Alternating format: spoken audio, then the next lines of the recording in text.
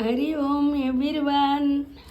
విఘ్నేశ్వరాయ వరదాయ సురప్రియాయ లంబోదరాయ సకలాయ జగత్హితాయ నాగాననాయ సుధేజ్ఞభూషితాయ గౌరీసుతాయ గణనాథ నమో నమః.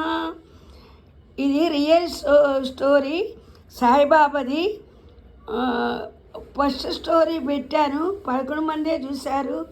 అయినా సరే రెండో స్టోరీ కూడా కలిసి చెప్తా అన్నాను కదా, ఆ 11 మంది వినేవాడికి చెప్తాను. ఇది రియల్ స్టోరీ మాట. అది నాకు ఆషాఢ మాస పౌర్ణమి రోజు నాకు బాబా సూర్యుడు పక్కనే కనపడ్డాడన్నాను కదా. సరే అది అయిపోయింది, ఎవరితో చెప్పొద్దని కాబట్టి మా కోడలు నేను కూడా ఎవరికి చెప్పలేదు. సరే సాయిరామ శ్లోకం చదివి మీకు నెక్స్ట్ కంటిన్యూ చేస్తాను. ఆనందమానందకరం ప్రసన్నం జానస్వరూపం నిజబోధయుక్తం యోగేంద్రమీడ్యం భవరోగ వైద్యం శ్రీ సద్గురుం నిత్యమహం నమామి. సదా కల్పవృక్షస్య తస్యాదిమూలే భవద్భావబుద్ధ్యా సపర్యాది సేవాం రుణాం కుర్వతాం భుక్తిముక్తి ప్రదత్తం నమామీశ్వరం సద్గురుం సాయినాథం. సాయినాథ, ఇది మీ కథ ఎందుకు చెప్తున్నా అంటే, నేను ఎప్పుడు పారాయణం చేస్తాను కానీ భక్తితో చేశానో లేదో నాకైతే తెలియదు. కానీ మీ మహిమ మటుకు నాకు చూపించారు. 2003లో వినాయకుడి రూపంలో చూపించారు. తర్వాత అది సంవత్సరం గుర్తులేదు.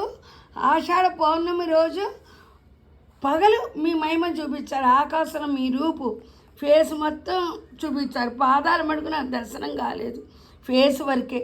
సరే ఆ రోజు ఏమైంది, మా పక్క ఆవిడ వచ్చింది. పౌర్ణం వెళ్ళిన మన్నాడు పక్క ఆవిడ వచ్చింది.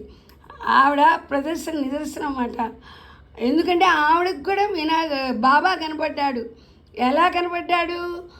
ఆకాశంలో పౌర్ణమి రోజు రాత్రి వాళ్ళ తమ్ముడు మేడ మీదకి వెళ్ళి వర్క్ చేసుకుంటుంటే బాబాని, అదే పౌర్ణమి కదా, చంద్రుని చూస్తే చంద్రుల్లో బాబా ప్రతిబింబం కనపడింది, ఫేస్ ఒక్కటే. అప్పుడు గబగబా కిందకి వచ్చి వాళ్ళ అక్కకి చెప్పాడు, వాళ్ళ అక్కకి బావకి చెప్పారు, ఇలా పౌర్ణమి రోజు బాబా కనపడుతున్నాడు, బాబా ఫేస్ చూశాను, రండి రండి అని వాళ్ళ మేడ మీదకి రాత్రి 12ంటికి తీసుకెళ్ళారట. తీసుకెళ్తే వాళ్ళు చూశారు. ఆ మన్నాడు, పౌర్ణమి వెళ్ళిన మన్నాడు ఆవిడ మా ఇంటికి వచ్చి మా కోడలతో అంటున్నది అన్నమాట. నేను అక్కడే ఉంటే పిన్నిగారు, నన్ను పిన్నిగారు అని పిలుస్తుంది అన్నమాట. అమ్మాయి పేరు ఎందుకులేమ్మా, అమ్మాయి పిన్నిగారు నాకు బాబా కనపడ్డాడు రాత్రి పౌర్ణమి చంద్రుల్లో, మిమ్మల్ని లేపుదాం అనుకున్నాం, రాత్రి 12 అయింది కదా, మీరు తలుపు తీస్తారో తీరో అని చెప్పి మిమ్మల్ని లేపలేదు అంది. అంటే అమ్మ రాత్రి 12 అయితే నాకు భయం, మీరు తలుపు కొట్టినా బెల్లు కొట్టినా నేను తీసేదాన్ని కాదు అన్నాను. ఇంతలో మా కోడలు వచ్చి, నిజమా, మా అత్తగారు పొద్దున నాకు బాబా ప్రతిబింబం కనపడింది, సూర్యుడు పక్కన, అంటే నేను నమ్మలేదు, మీకు చంద్రుల్లో కనపడ్డారని ఆశ్చర్యపోయింది. అప్పుడు నేను అన్నాను, అవునమ్మా, నేను ఒక్కదాన్ని చెప్తే ఎవ్వరూ నమ్మలేదని. ఆ తర్వాత టీవీలో కూడా వచ్చిందమ్మా, మీకు తెలుసో లేదో, ద్వారకామాయిలో బాబా అందరికీ ఫేస్ ఒక్కటే చూపించారట. అది అందరూ కథలుగా చెప్పుకున్నారు.